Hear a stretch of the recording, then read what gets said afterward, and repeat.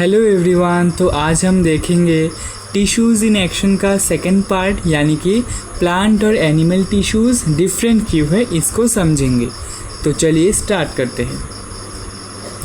In chapter 2 cell the building block of life you compared plant and animal cells, studied the major difference between them.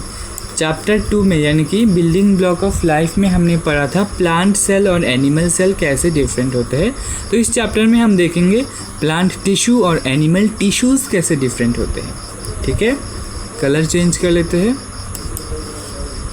Most plants are fixed in one place and do not move from place to place like animals. ज़्यादातर plants एक ही जगह पर fixed होते हैं और animals की तरह एक जगह से दूसरी जगह पर मूव नहीं कर पाते हैं। They need support to stay firm and upright. उनको एक जगह पर अच्छी तरीके से खड़े रहना ज़रूरी है।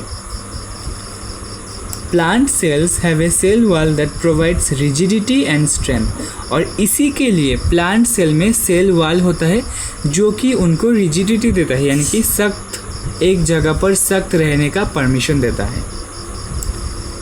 In general animals can move although some such as sponges are immobile. Without a rigid cell wall animal cells can change shape easily.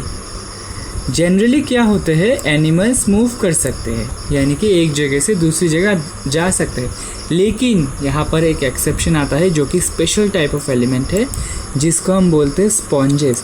वो इमोबाइल होते हैं, लेकिन यानी कि मूव नहीं कर पाते। तो ये एग्जाम में आ सकता है। This cellular flexibility eventually helps make their bodies suitable for locomotion. यही फ्लेक्सिबिलिटी एनिमल को लोकोमोशन करने के लिए मदद करता है, यानी कि मूवमेंट, मसल्स का मूवमेंट, बॉडी पार्ट्स का मूवमेंट।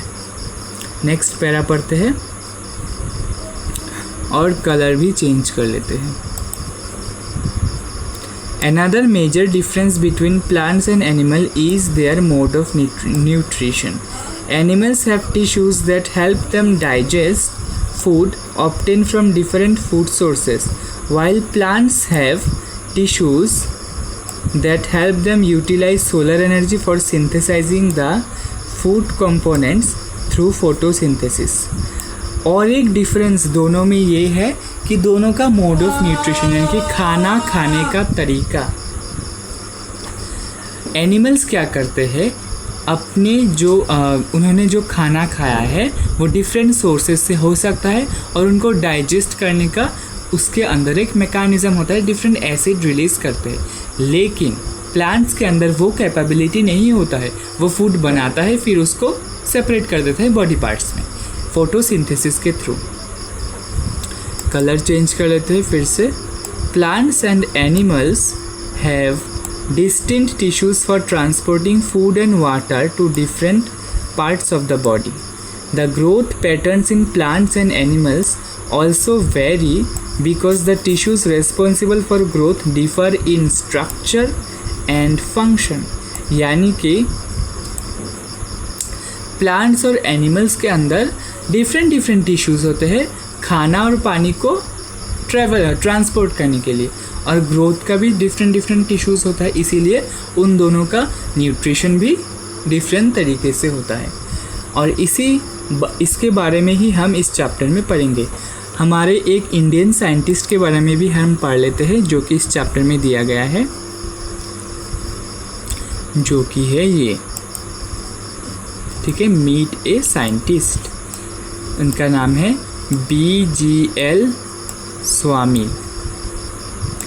BGL स्वामी, कलर चेंज कर लेते हैं, was a renowned Indian botanist,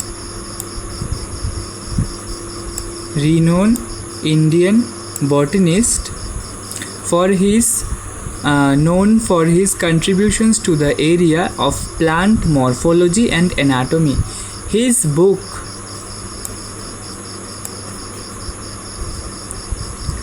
Hasuru Honnu is a popular book in Kannada language।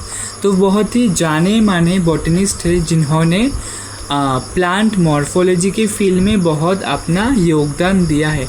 उनका एक अच्छा किताब है जो इसका नाम है हसुरु होन्नु, जो कनाडा लैंग्वेज में पब्लिश किया गया है। Satire and Culture, the book describes the botanical excursions in the forest of Western Ghats, and it is a treasure of plant descriptions, utilization, conservation practices, botanical folklores and myths. The book won the केंद्र साहित्य अकादमी award in 1978। इतना अच्छा किताब लिखा है उन्होंने, इसीलिए उनको 1978 में केंद्र सरकार की तरफ से यानी कि सेंट्रल गवर्नमेंट की तरफ से केंद्र साहित्य अकादमी अवार्ड भी मिला है। ठीक है, तो आई होप आपको ये वाला टॉपिक अच्छे से क्लियर हो गया होगा। नेक्स्ट वीडियो में हम डिस्कस करेंगे tissues for growth in plants. तो मिलते हैं नेक्स्ट वीडियो में, तब तक के लिए थैंक यू फॉर वॉचिंग।